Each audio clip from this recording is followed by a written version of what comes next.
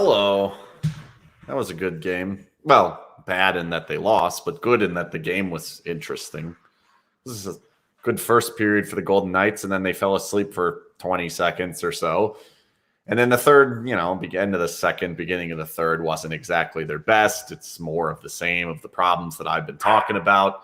And then they somehow magically rescue the game like they've been doing pretty much all season, which has been amazing. And I think that's something that we should probably talk about, is how awesome they've been at finding ways to get themselves back into these games. Like, I know a lot of the focus today was on blowing the 2-goal lead, where I think as much, if not more, should be said about getting the 2-goal lead back and finding a way to overcome that. And losing in overtime, I don't particularly give a damn about, to be completely honest. But like, for me, overtime games in the regular season are just for fun and for the fans, and that's cool. And like, I enjoy watching 3-on-3, but as far as like what happens in the game, it doesn't really make a difference for a team that's in Vegas's spot, where going to the playoffs or not, it's not really up for grabs here. Like, we know they're going to the playoffs. We're not in in that spot. So there's a couple of things I want to go over today before I'll take some questions. I got a couple of questions on the Twitter, and we'll do a little bit more of a question and answer type situation as opposed to kind of dwelling on this game, because I'll end up going down some of the same paths that I've been going down over the course of this season. One good one, one bad one. I guess we'll start with a good one. And that's 6-on-5. When the Golden Knights have taken their goalie out, which I thought they did it a little bit late today, actually, but got away with it, scored with 8 seconds left. So had they done it 8 seconds earlier, they would have scored with 16 seconds left and even do it further, and you got a better chance. But, a little late, minute and 50 or so. But, like, I think the most impressive thing to me, and I said it a couple of times on Twitter, I'll probably write a story about it and kind of illustrate it a little bit of what's going right on it, because I don't actually know exactly how they're doing it. Is that they've been amazing at re-entering the zone when they've played 6-on-5, which is weird because they're 5-on-4. They can't enter the zone to save their life. And then they go to 6-on-5 where there's more players, and they enter without any problem. And they basically never fail on their entries. And shout out to Paul Stastny for missing the wide open net and not closing that game out. And nice tip that gave them the lead. So I guess it goes both ways there. But that's a huge part of what I think is exciting about this particular Golden Knights team heading into the postseason. And I would imagine it gets even better once Eichel comes around, is that this is a team that, if it's a 1-goal game, they're down by 1 heading, the last 2, 3, 4 minutes of a game, you got to figure there's a damn good shot that they're going to find a way to get that one back. They've only allowed a few empty net goals against. It hasn't been horrible. They've scored a whole bundle of them multiple times, where they've been able to come back real late and find a way to get back into these games and do the types of things that matter in the playoffs. Like, I talk a lot about games that, like, what matters and what doesn't. Like I said, overtime doesn't really make a difference until in the regular season. What does it mean in playoffs? It means nothing. 6-on-5 means a lot. I'll give you an example. Last year, Colorado was horrible at 6-on-5, just terrible. Like, could not score a goal when they pulled their own goalie, to the point where they almost stopped doing it in the regular season. And then they got to the playoffs, and sure enough, every single one of those games, pretty much, they had an opportunity with the goalie out, and they just could not find a goal against Vegas. The very last game, same exact thing happened. So these are the types of things that do excite me, to see that that's something that, it's not that Vegas has been bad at it over the course of time, but like, they've never been, in my opinion, an elite 6-on-5 team. I think there were stretches at different times, but we're 30-something, 35 games in now, and they're elite on the 6-on-5. So that's something that I think is a great sign heading into the postseason. And I know we're not even close to heading into the postseason, but when you're 35 games in and that becomes kind of part of your MO, especially with Max Pacioretty out, Mark Stone out, Eichel not even in the lineup yet, Martinez is a guy that could potentially help there. Higgs, a guy that could potentially hit one of those shots from the slot or the high, the points and take something there. So that's a good sign. The bad sign, the flip side, is that they don't defend anymore. And I don't really understand what the reasoning is. And I know a lot, I get this question a lot, is like, is it Martinez? Is it Haig? What's going on there? And I honestly don't think it's either. I just don't think they defend anymore. It's a 5-man unit, and there's dropped coverages constantly. There's dropped coverages when the misfit line's out there. There's dropped coverages when Stevenson and those guys are out there. there were ridiculous drop coverages when Amadio and co were out there today. I actually thought they were pretty good today in the offensive zone, and then they go into their own zone and they can't do anything. So when people talk about like, man, this team blows leads and I don't want them to be up by all that much, and it's like, it's not that they're blowing leads. It's not what's actually happening. The fact of the matter is they just don't defend well enough. Oh, got to pick up the Wiglif here. They just don't defend well enough to keep these leads. Or a lot of times we've seen this too. They go behind by 2 fairly early. There was like a 15-game stretch in a row there where it was 2-0 one way or the other every single game. And that's because the Golden Knights do not defend well enough. And then now they're not getting A-plus goaltending like they got last year, and that they got certainly in the first year, and at times the other 2 years. But, you know, Leonard's portion in the postseason, the third year, was pretty darn good. But aside from that, like right now, you're not getting A-plus goaltending out of Brossoit. You're not going to get A-plus goaltending, or at least you haven't. I shouldn't say you're not going to, because you might, but you haven't to this point out of Leonard. And so when you have these dropped coverages in your own zone, you're allowing these 2-on-1s when things are going the wrong way. And like Sean says, bad puck management equals roller coaster games. That's exactly right. That's exactly what happens. You know, you end up having these turnovers in your own end, having the turnovers in the neutral zone. And I think what's actually going to become more and more prevalent as we go forward and the Golden Knights have more of the puck and we start to get used to them having more of the puck and out shooting teams every single night, which is in no way any sort of like that means they're going to win. That's just the style of game they play. Whether the Golden Knights are going to win or not every single night comes down to whether or not they defend. How well do they defend? You look at the Boston game, defended phenomenally, dominant game. You know, you look at, there was another game recently. I can't think of who it was now off the top of my head. Who was that game? Let's see. Who was the most recent game? Oh, the Anaheim game. The Anaheim game that was 3-1, the home game that I was like, wow, they kicked the shit out of Anaheim. That game, they defended the entire night, and they gave up the one late, 5 seconds left in the power play or whatever. But it came down to how are you defending? That game, they were all over them in all 3 zones, and mainly, most importantly, the back 2 zones, the middle zone and the zone that your goalie is in. Those are the 2 big ones. But as they get more of the puck, and you saw a little bit of this today, not too bad, but a lot of what's going to happen moving forward is teams are going to realize, okay, let's sit back and wait for them to make that mistake, challenge their blue line to take advantage of some of those neutral zone turnovers. But then if we can get them to turn the puck over in the offensive zone, we can go rush the other way and take our 2-on-1s, take our 3-on-2s the other way. And the Golden Knights are not going to be able to deal with our in zone, even if it's a short amount of in zone. That's the part that scares me about what we've seen 35 games in. Like, the Golden Knights have been good, very good, most of this season in regards to their points. They're winning a lot of games. They stole a point today that they probably should not have had, unless you go back to 2-0, in which case then they should have had 2. But that's the part that has to improve. And there's pieces of that you sit here and you say, well, it's Martinez being out. And I'll counter immediately with saying they played like shit defensively when Martinez was in. Doesn't mean they're not going to be a little bit better with Martinez in. I think they will. But it wasn't like all the issues went away. This has been an issue since preseason. I mean, I wrote about it in the middle of towards the end of the exhibition season. Like, why are they giving up 15 high danger chances every single night? And it hasn't stopped, really. For the most part, it hasn't stopped at all. And so that's a concern. I do think there's one thing that I've noticed the last couple of games here with Nick Hague out, and that's Ben Hutton's moved up to the Pietrangelo line, and I don't see a noticeable difference. I see the same style of defending for both of them. I see the same amount of expectation that we get out of Pietrangelo. And for me, it's kind of telling me a little bit of a story of Nick Hague. It's not that I think Nick Hague's not a usable player, but I was starting to come around a little bit and I think what happens is like we watch more and more games and that becomes the norm. And then when something changes, there's a new norm and you start to learn what you were seeing before. I think we're learning that like I just don't think Nick Hague makes a huge difference on that top pair. And because of that, you're kind of hindering yourself. So that's where they obviously would like to have Martinez back in that spot. And I think they get better there. But when is he going to come back? What is he going to look like when he comes back? And then is he going to be able to stay healthy once he does come back, being, the type of player that he is and how old he is? That's concerning.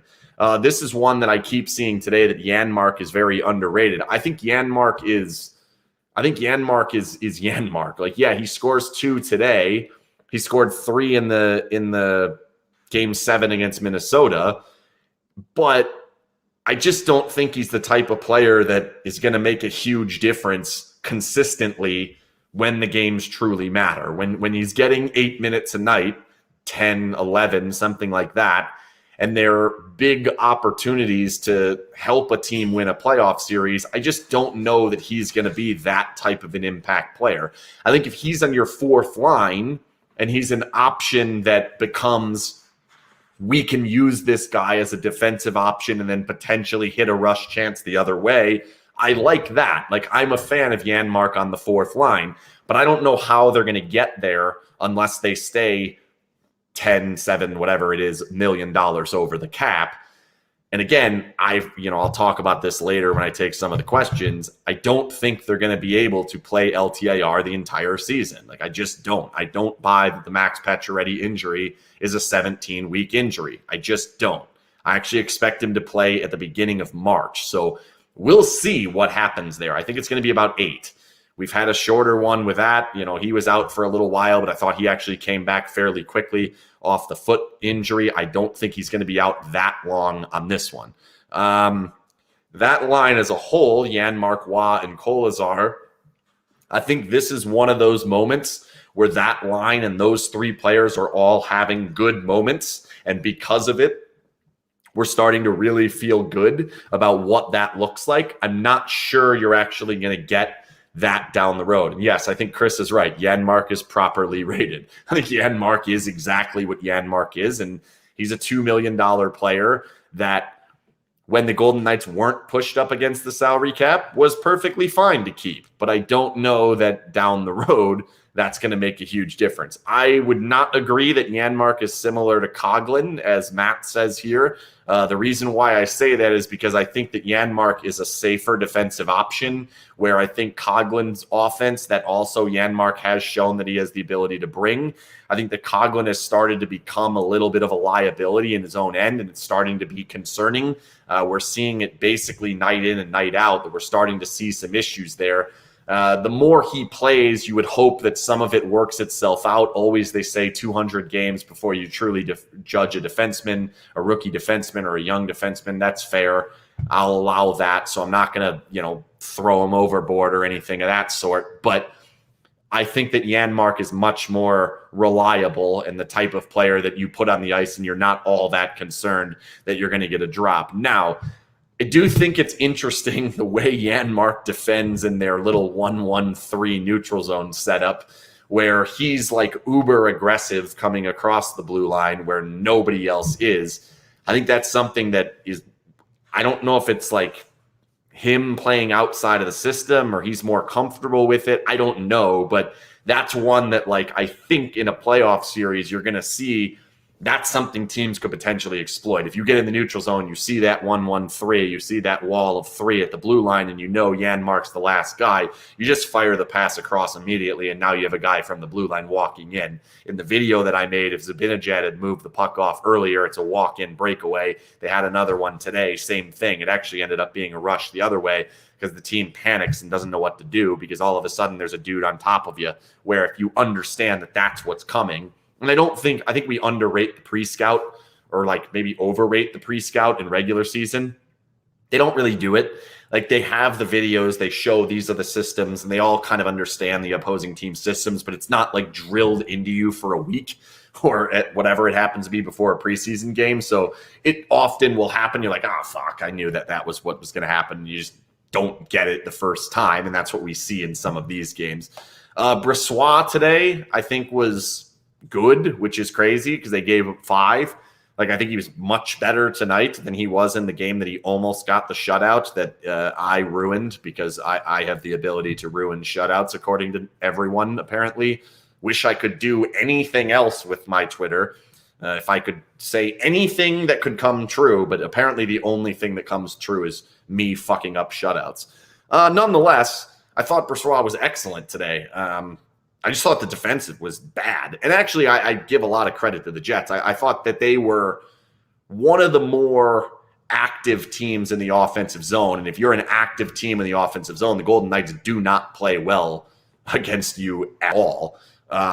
It's just bad. Like, if there's movement, if there's cycles, if there's situations where there's a lot of times where guys are coming up in different positions and they're, moving the puck quickly, the Golden Knights are going to drop the coverage at some point. And what's weird is, like, it's not being corrected. Like, I know there's guys in and out of the lineup. I understand that. There is something to be said there, but when push comes to shove, like, that has to stop, and it has to stop fairly soon. And the reason I'm so concerned about the timing of when it has to stop is that we have the rest of this month, and then there's going to be effectively a month where they're going to play like 5 or 6 times, something along those lines. And then Eichel will be in the lineup at that point. And I think there's kind of a great reset at that point in how they're defending and how things are going to work, because of how much impact I expect him to have on the team. Do you think they're choosing not to defend? No, I don't, Seth. I do not at all. I think they want to defend, and I think you've seen it. You just saw the game against Anaheim where they defended great. They just aren't very good at it this year, and I don't fully understand it. I know that there's not a lot of Stone and Pacioretty playing together, but it's like even they have had their moments. Like Stone, when he came back from the first injury, is like turning the puck over like crazy. The third line has had their issues. Stevenson has had his issues at different times. The fourth line consistently has issues. I think down the entire group, outside of Pietrangelo, I would say basically everyone's had some problems in their own end. So that's certainly concerning. Here's some questions that I had. Cassie, I'll go with the first one. Will this team actually go the Tampa route and leave somebody on LTIR to fit in Eichel? I don't think they're going to be able to do it, or at least not at this point. I just think, like, we all look at Tampa last year and it's like, wow, look at how that worked out. But do you realize how impossibly hard it is to have someone be injured at the perfect time to then make it so that he's only injured enough to then return at the perfect time? Like, it's insane. Like, it just doesn't happen very often. And yes, it did happen for Tampa, but it also happened for Tampa in a situation where he was able to get plugged right back into his exact same line in the exact same system, and they knew exactly what they were going to get, and they didn't get that much out of him the moment he came back. Like, it took him a little bit of time. I think with Eichel coming in, with the understanding of, like, Pacioretty has taken some time to get back up to speed. Stone has taken some time. We don't know what Martinez is going to look like when he's ready to come back. So with all of this, I think they're better off, and I'll stand by this. Like, it makes sense. It stands to reason that the best chance this team has to win the Stanley Cup is if they play $10 million over the cap. And I understand that. But at the same time, they're good enough that if they're at the cap, assuming it doesn't cost too much, and I don't know what that's actually going to look like, and I still don't really want to make the projection because people get mad when I say, oh, they're going to trade this guy, and then I get like tweets and texts from family members like, why you keep saying they should trade me? Like, whatever, relax. So I'm not going to project who's actually going to go, but I think they can use a healthy team as soon as physically possible, and then use that February window to their advantage. Like, if they can get Eichel here in 2 or 3 weeks, get him through effectively a training camp in the middle of February with the occasional game, like, that setup has the chance to be unbelievably useful for the Golden Knights. But if they do it with a team that's not the team they're going to go to the postseason with, obviously without having Pacioretty would be part of that. if Stone can't practice through a good portion of that, and then Eichel's practicing with guys that he's not going to end up playing with, and then you have to trade a player and move other guys up into different situations, I don't think you're going to get the same benefit out of that. Where I think their best case scenario is let's roll through April playing the style of game that we're going to try and play in May, June, and hopefully into July. Like, that's what you want to happen. I'm not even sure if it makes it to July. It probably doesn't. I hope it doesn't. It'd be annoying. That's how I think they should try to go after it. And I don't know. I don't know what's going to happen. But I'll say as of right now, if you were to ask today, I think the plan is still no one is out for the season. I don't think Martinez is. I don't think Stone is. I'm almost like positive Stone's not. I do not think Pacioretty is, and I'm certain that Eichel is not. There's not a real good timeline on Stone for Matt there on the question. It's basically day to day, and who knows? So we don't really have much there. I wouldn't rush it. I don't think it makes a huge difference right now.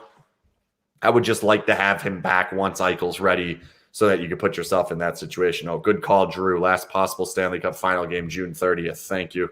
Don't have to make it all the way into July. Thank goodness. The parade will be in July. Good call, Drew. I like that plan. Parade in July would be fun. Why don't they start Logan Thompson? Trust is the reason. They don't have enough trust.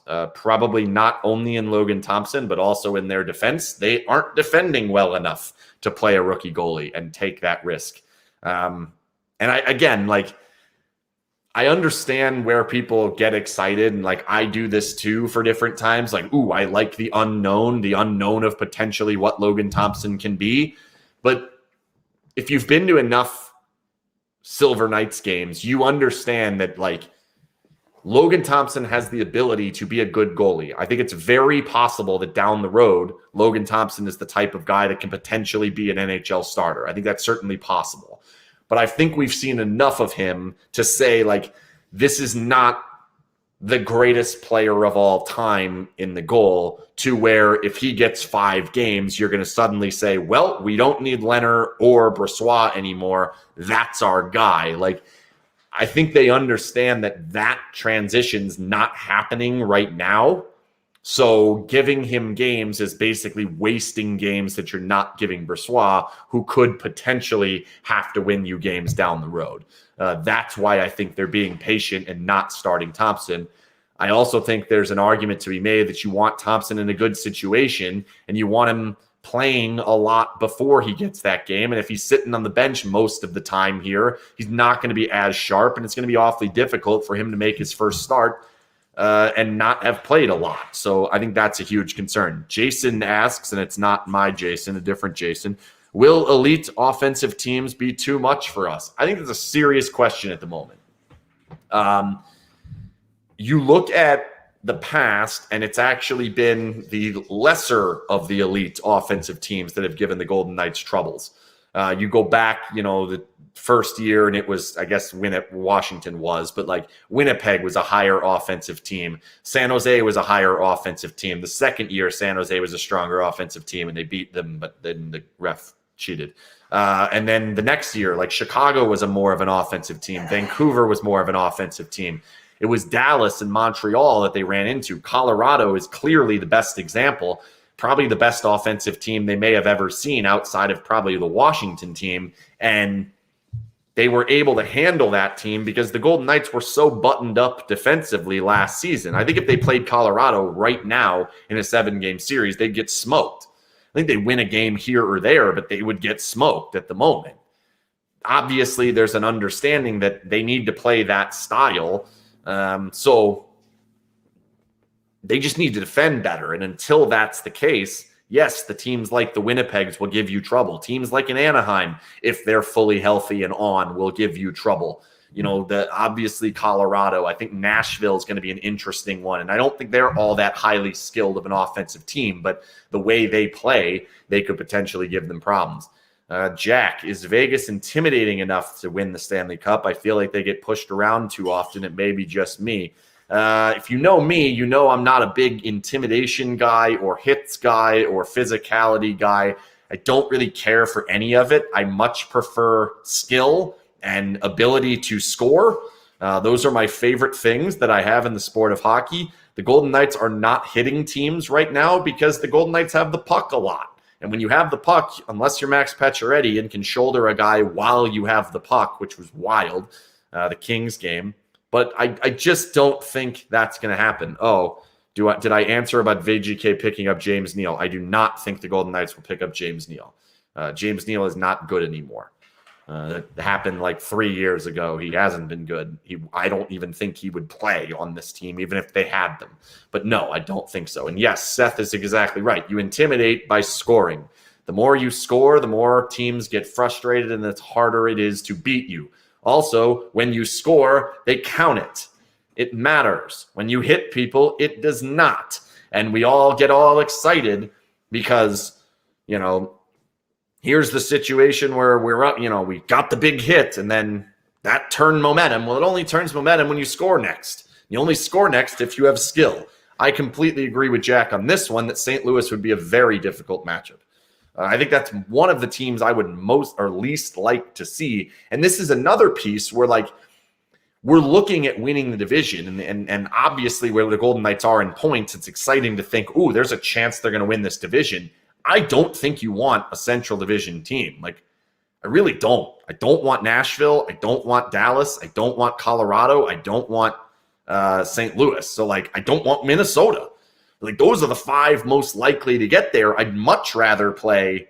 The only one that kind of concerns me a little bit is Calgary. I think Edmonton, that would be an interesting series, but I think in the end, we've seen enough of Edmonton in the playoffs that I wouldn't be all that concerned about that. So I think I'd rather play. Certainly if I could pick anybody, it's Anaheim. Give me Anaheim all day. And I understand Colorado's goalie situation. That is fair. But I also don't really want to play Colorado again. I say this a lot. I don't like playing the same team back-to-back years. I know there are issues. There are situations where, McPhee's teams couldn't get over the same team time and time again. But I don't want to play Colorado again. I really don't. I don't even want to play Minnesota again just because they beat them last year. I'd rather play different teams. Vancouver would be an interesting one, the way that they're playing, but I don't know how long that's going to last.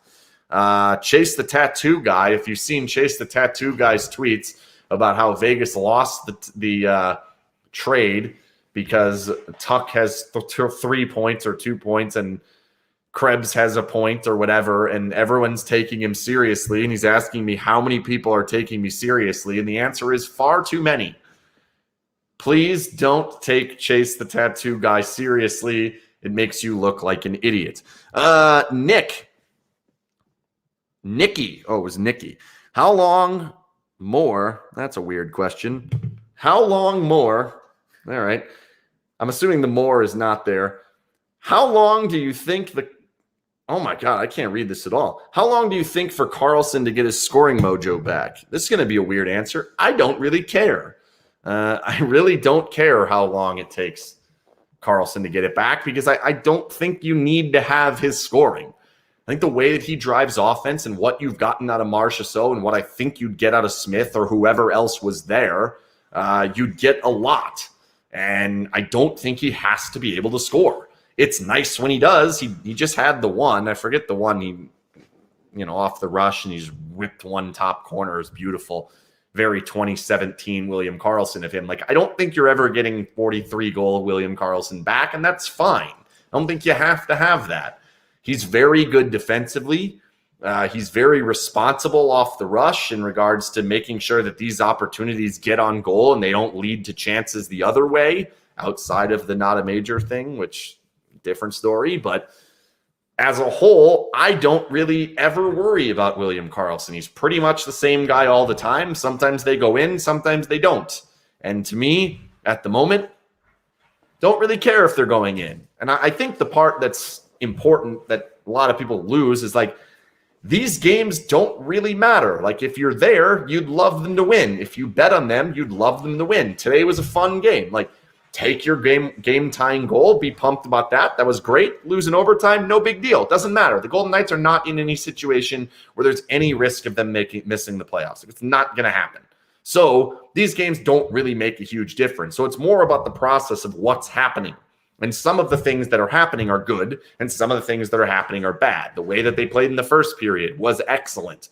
A team that was off for a while, and you show that you can throttle them early in a game. That's important. That happens in the playoffs. A team comes off an 8-day layoff, 9, something like that. This for them was like 13 or 15 or something, so it's not going to be like that very often or ever again. But the way that you see that and they throttle them immediately, that's a positive for what they were going to be able to do. So that's good. If you have any other questions, put them in the chat. I'll take this one and then I'll wait for a few more. Riley Smith is so overrated. He disappears all the time. I completely disagree with that one too. I think Riley Smith might be underrated, to be completely honest. If anything, like Riley Smith does so many things off the puck. Defensively, the way he holds the puck, his ability to gain the zone is phenomenal. The way that he's able to find these little 5-foot passes that get them out of trouble in the offensive zone, it extends these offensive zone times like ridiculously much more than what they probably should. And I think a lot of that has to do with Riley Smith being as good as he is. I completely agree with Ricardo. I don't think home ice makes any difference. You're looking at 1 game over 7, and it's only the 7th game. In many ways, I actually think it's better to start on the road. I think it's less pressure on you to start on the road. A great example is the Colorado series. Vegas played like shit in game 1, played great and didn't get it, and still were down 2-0, and they were still able to go back and win it. That's very important. I don't think you want all the same games in a row. I've said this many times. I don't think you want the same setup time and time again. I think it's better to start on the road every once in a while. A good example would be Vegas in the first year. That series they started up in Winnipeg, that game that they won in Winnipeg was huge. It set them up. The only game that matters is game 7 on the road, and honestly, I don't see any reason that this team can't go on the road and win. I don't think that there's going to be a series in this postseason where the matchups are going to be so overwhelming that Vegas has to avoid certain matchups. I don't think that's going to happen. So because of that, I don't really care where the games are at. What's this one? I think with Eichel coming, we have too many centers. A center goes, which one do you think they give up? So I understand that argument, and I can rationalize maybe getting rid of a guy like a Carlson. Like, I understand that argument, but I do think that they've spent so much time and effort trying to find themselves star centers and finding themselves center depth, something that they kind of had a little bit more of in the first season, and then it's kind of fallen off since then. They would have probably had it had Stastny stayed healthy a majority of that second season, and they had it for a good portion until Halla went down. I think they're going to hang on to all the centers. I think it's much more likely they get rid of a winger or a defenseman. And I do think Theodore is a legitimate option of possibly being the guy that goes. He just hasn't been quite the same guy. He's not all that good defensively and whatever. I think that's it. Anybody else have any other questions? Cannot believe we've made it 33 minutes without anyone asking me about Antonio Brown. We don't know if Alec Martinez has a concussion. They don't really say.